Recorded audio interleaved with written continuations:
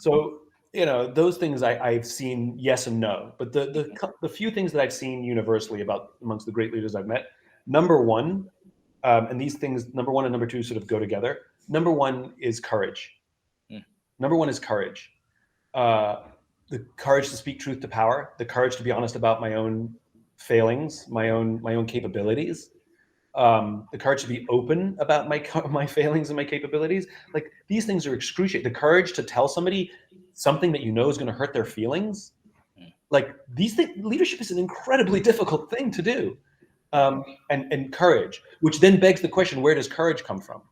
And I do not believe for 1 minute that courage is a deep internal fortitude where you dig down deep and find the courage. Courage for me is social. Yeah. So like I have the courage to jump out of a plane because the parachute on my back, the external thing, Yep. gave me the courage. And so you need at least one person in your life, professionally or personally, to say, I believe in you, you got this. And if everything goes south, I'll still be there with you. That'll give you courage. Number two, closely tied is integrity, which is to do the right thing. And weirdly, we all know what the right thing is, rather than doing the expedient thing.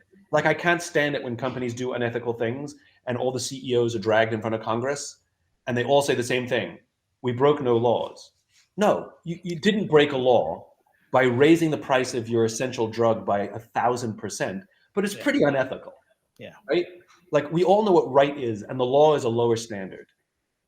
And so the courage to have integrity and integrity driving my courage, like those things go together. And the third one, I'd say they're a student of communication.